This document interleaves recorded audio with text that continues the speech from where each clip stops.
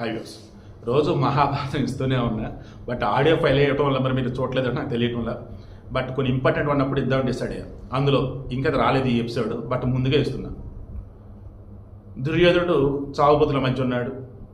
మన భీముడు కొట్టాడు, గల దెబ్బలకి కుప్పకూలిపోయాడు, కింద పడి ఉన్నాడు. దెన్ దుర్యోధనుడు కృష్ణుడు చూస్తే ఎట్లా అంటున్నాడు, 3. దెన్ కృష్ణ పరమాత్ముడు 2 అని చెప్తున్నాడు. ఆ చుట్టుపక్కల ఉన్న వాళ్ళంతా అసలు ఏం జరిగిందో వాళ్ళకి అర్థం కావట్లేదు. దెన్ ఇక దుర్యోధనుడి దగ్గరికి కృష్ణుడు వెళ్ళాడు. ఏంటి దుర్యోధన అన్నాడు. 3 తప్పులు చేశా నేను, దానివల్ల మరణం సంభవించింది అన్నాడు. ఏంటా 3? మొదటిది, ఇదిగో నేను నిన్ను నా సైడ్ ఉండమని అడగాల్సింది. నీ సైన్యం అంతా కావాలని నేను తీసుకున్నా, నేనేమో పాండవులకి ఇచ్చేసా. అది నా మొదటి తప్పు. నెంబర్ 2, వాళ్ళమ్మ గాంధారి ఈ దుర్యోధను ఒంటి మీద ఏమీ లేకుండా రమ్మని చెప్పేది.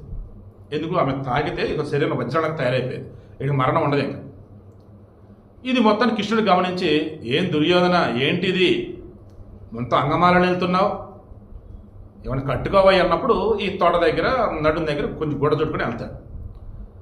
దాని ఇక వాళ్ళ అమ్మ గాంధారి మొత్తం తాగుతున్నప్పుడు ఇక అర్థమైపోయింది, వీడి కట్టుకొని వచ్చాడు ఇక్కడ మూర్ఖుడు, వీడికి నేను కాపాడాను, వీడికి చావు రాసింది అనుకునేది. దెన్ మా అమ్మ కనుక ఆ రోజు కనుక ఆమె చెప్పినట్టు నేను కనుక గుండె మీద బట్ట లేకుండా కనుక వెళ్తే నన్ను శరీరం అంతా తాకేది, ఇక నాకు మరణం అనేది సంభవించేది కాదు. బట్ నేను గుడ్డ కట్టుకొని వెళ్ళాను, అది 2వ తప్పు. నెంబర్ 3, నేను యుద్ధంలో చివరిలో పార్టిసిపేట్ చేశాను తప్ప ముందు నుంచి పార్టిసిపేట్ చేయాలి. ముందు నుంచి కనుక నేను కనుక యుద్ధం కనుక చేసుకున్నట్టయితే నా గురువులు, తమ్ముళ్ళు, స్నేహితులు వీళ్ళు ఎవరు చనిపోయేవాళ్ళు కదా, ఒకవేళ చనిపోయినా తక్కువ ఇది ఉండేది అండ్ యుద్ధం గెలిచేవాళ్ళు. నేను రారాజును కదని వాళ్ళు యుద్ధం చేస్తానని చెప్పి నేను చూస్తూ ఉన్నా, అది నేను చేసిన పెద్ద తప్పు. చివరికి వచ్చేటప్పటికి ఇక ఎవరు మిగల, ఇక నేను కూడా చనిపోవాల్సి వచ్చింది, ఈ 3 తప్పులు నేను చేశానని అని చెప్పేసి అన్నాడు. అప్పుడు కృష్ణుడు అంటాడు, దుర్యోధన ఆ 3 కాదయ్యా, అసలు అతి పెద్ద తప్పులు 2 ఉన్నాయి. 1, నువ్వు చిన్నప్పటి నుంచి కూడా అధర్మ మార్గంలోనే వెళ్తూ ఉన్నావు, అధర్మ మార్గంలో వెళ్తున్నావు. నెంబర్ 1. నెంబర్ 2, మీ ఇంటి ఆడపడుచో లేదా మీ ఇంటి ఇల్లాలో, దెన్ మీ ఇంటి ఆడ మనిషిని, వాళ్ళంతా కౌరవులే కదా. దెన్ పాండవులు ఈ 100 మంది కౌరవులు ఎంత కలిపి కౌరవులనే అంటారు.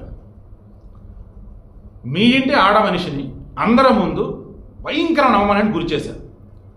ద్రౌపది వస్త్రాభరణం జరుగుతున్న రోజు ఆమె రజస్వల పీరియడ్స్లో ఉండిద్ది. ఆమె మనుషులు ఆల్రెడీ వీక్గా ఉంటారు అండ్ వస్త్రాలు వచ్చేసి నార్మల్ వస్త్రాల్లో ఉంటారు. పాపం దారుణం అసలు అది. ఇదైతే నిన్న మొన్న మన మహాభారతం ఉంది కదా 2వ ఛానల్ క్యాటెడ్ డివోషన్, అందులో ఎపిసోడ్లు ఇదే.